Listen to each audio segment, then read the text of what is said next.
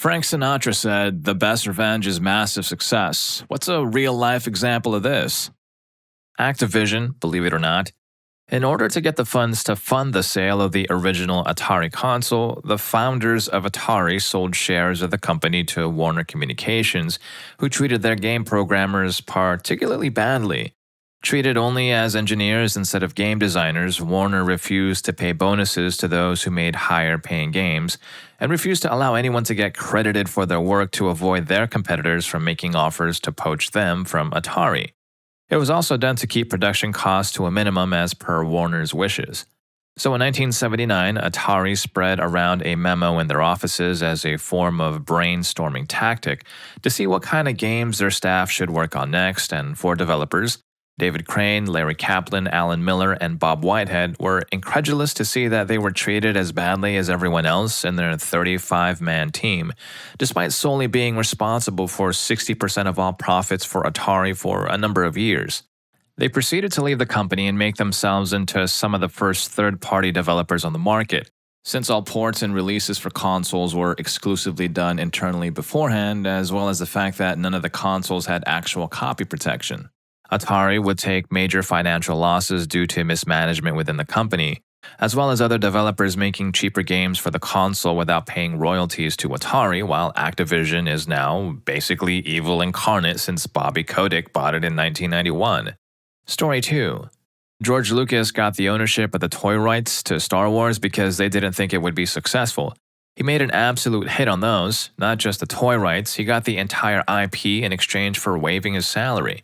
George Lucas himself thought the movie would be a massive flop and that it would be the end of his career, hence why Splinter of the Mind's Eye exists as the fake sequel to A New Hope. Lucas and Spielberg also made a bet that Star Wars wasn't going to be that successful. Lucas, on visiting the set to Close Encounters, he said, "Oh my God, your movie's going to be so much more successful than Star Wars. This is going to be the biggest hit of all time. I can't believe this set. I can't believe what you're getting, and oh my goodness." He said, "All right, I'll tell you what. I'll trade some points with you. You want to trade some points? I'll give you 2.5% of Star Wars if you give me 2.5% of Close Encounters." So I said, "Sure, I'll gamble with that. Great." Thus, Lucas has paid Spielberg ever since. Alec Guinness, thinking the whole thing was garbage, also agreed to do the movie, but he made one very unique request. He would only sign on if he was given a percentage of the film's gross revenues rather than being paid a flat fee, which made him a filthy rich man. And speaking of George Lucas, Lucas had long wanted to expand his Skywalker Ranch into a full-blown movie studio, and not just post-production facilities.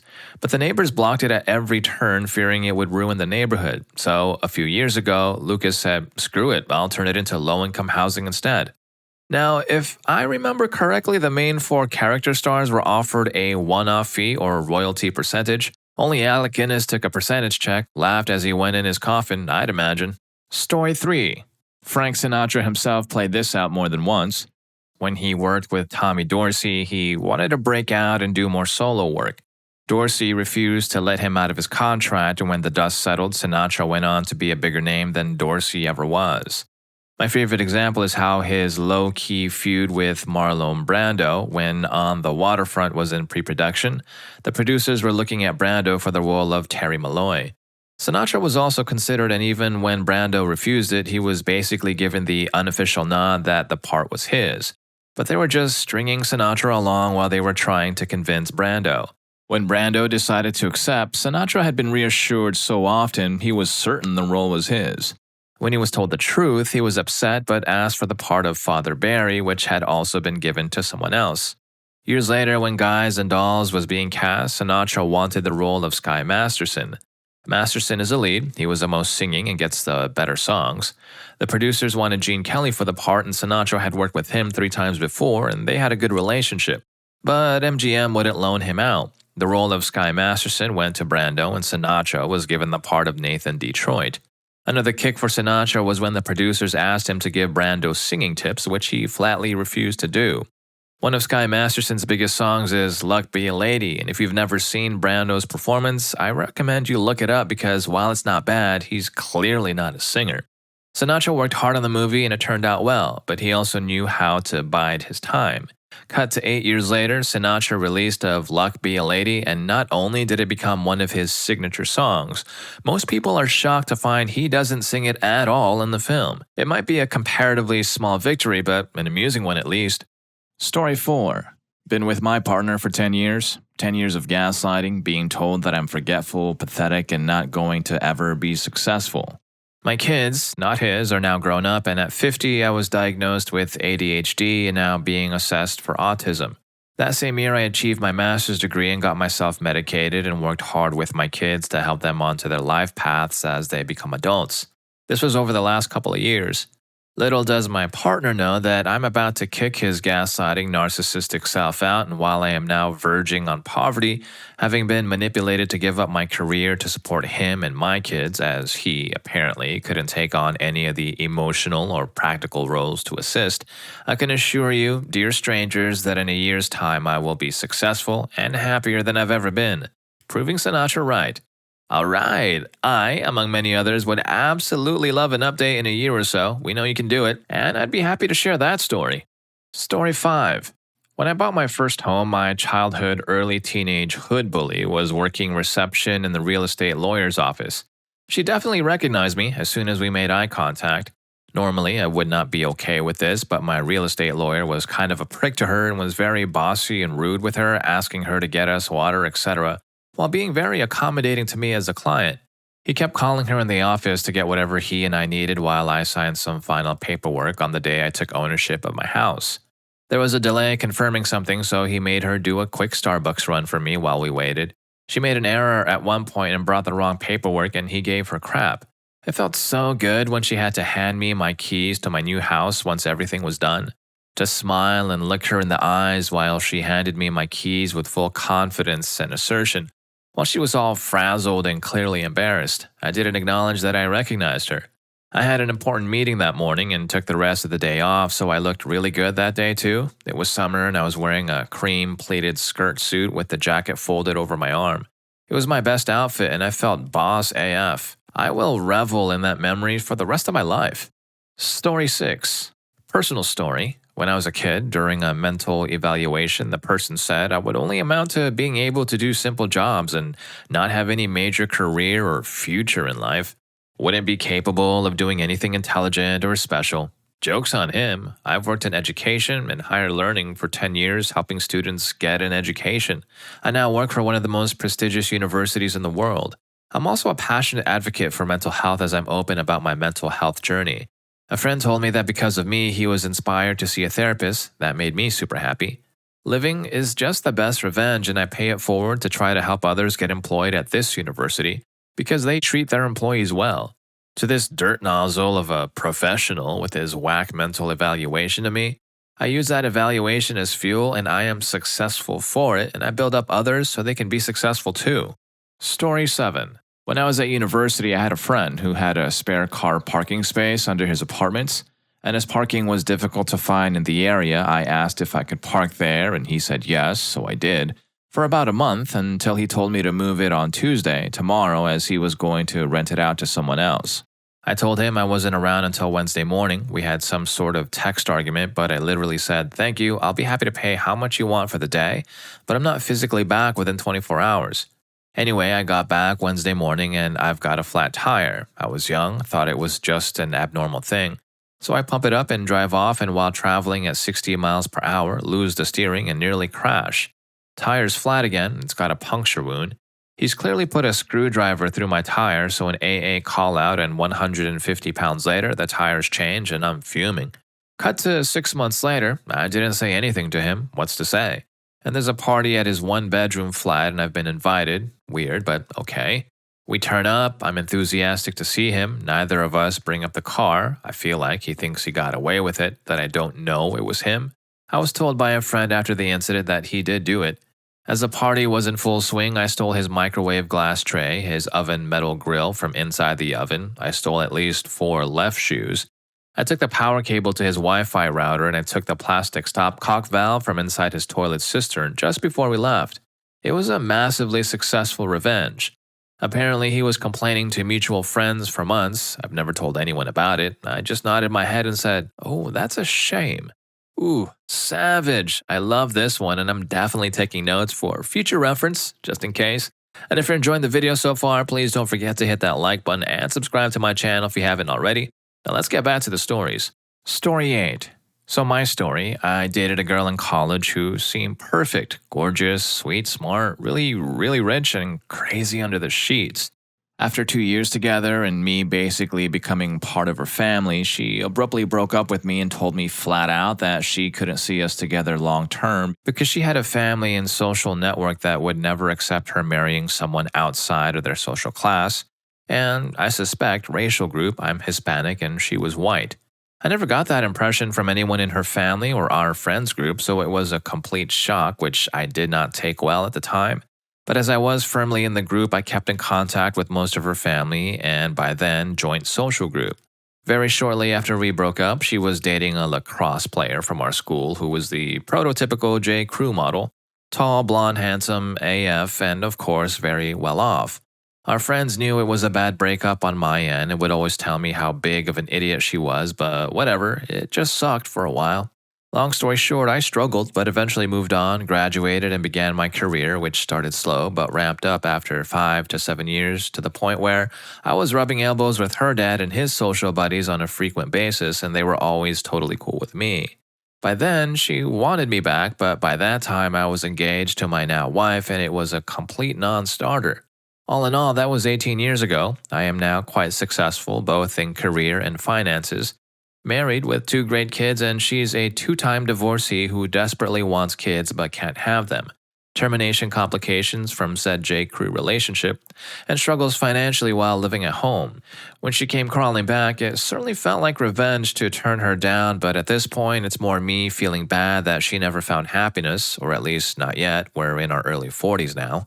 Story 9. Michael J. Fox has a great story about when he started out. Some bigwheel at the network didn't like him for the role of Alex P. Keaton on Family Ties. He was too short, not cute, not heartthrob enough, you're never going to see his face on a lunchbox. But the producer cast him anyway and the show shot to #1 and stayed there. Fox sent him a Family Ties lunchbox with his face on it and then Back to the Future 1, 2, 3 lunchboxes. Reminds me of the story Harrison Ford used to tell on talk shows.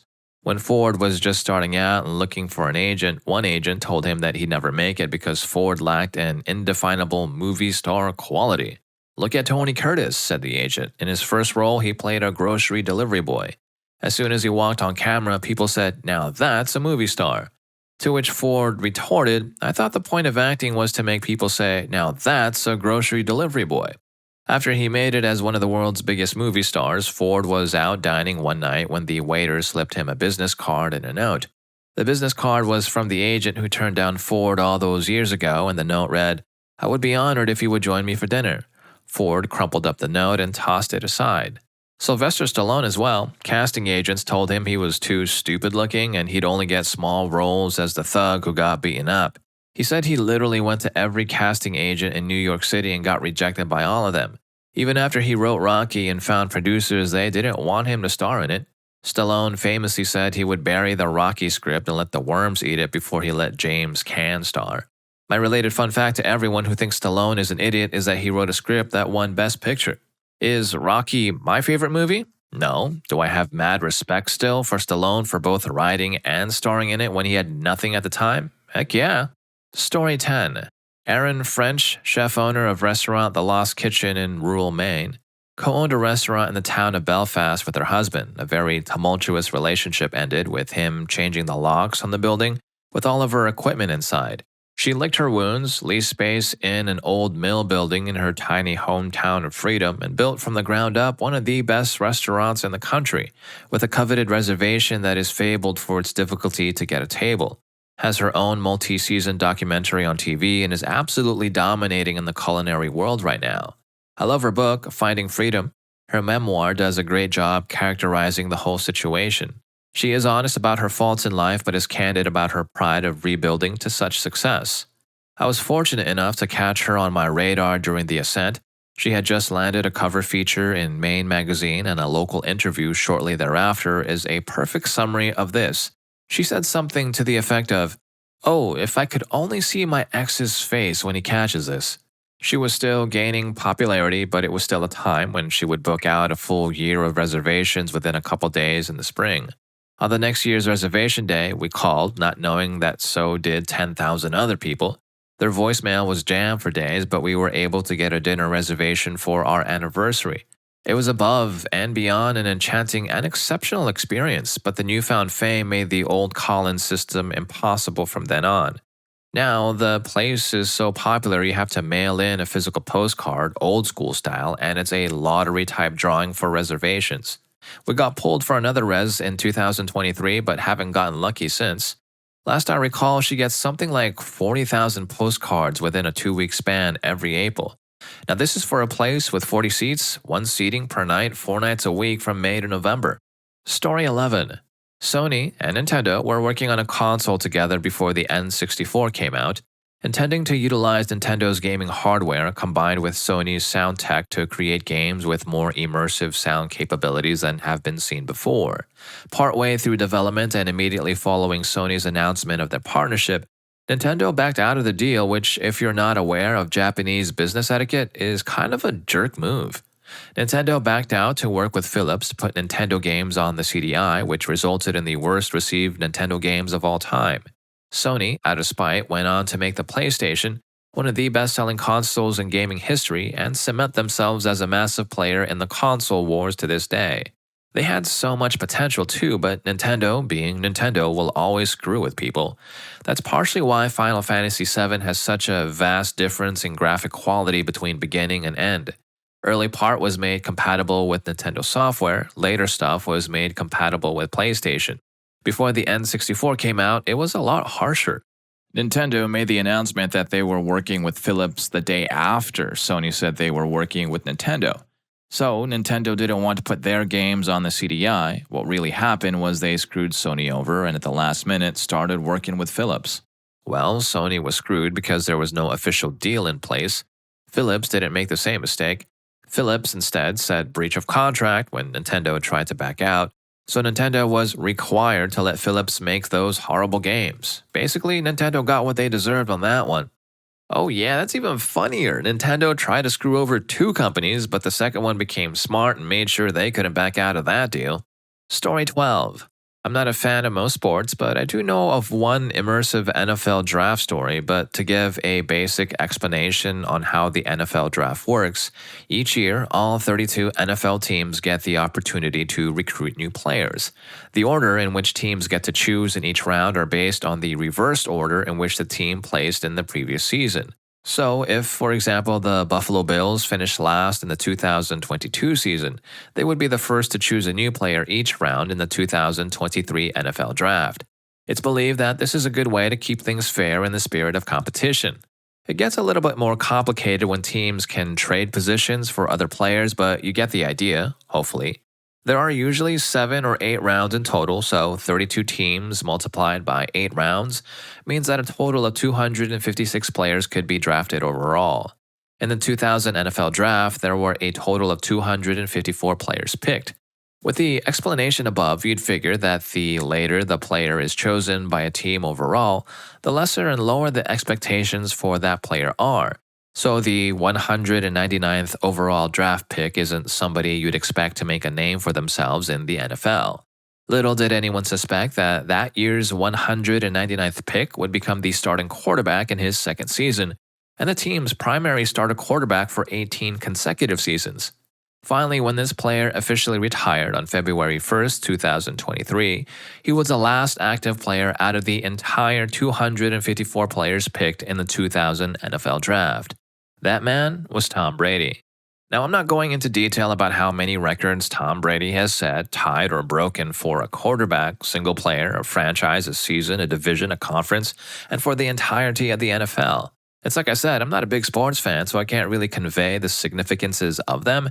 And I know that Tom Brady is the most controversial player in modern-day NFL and one of, if not the most, in NFL history. Alright, and if you like these stories, here's more. YouTube thinks you're going to love this. I'll catch you in that video, and thanks for hanging with me on this one.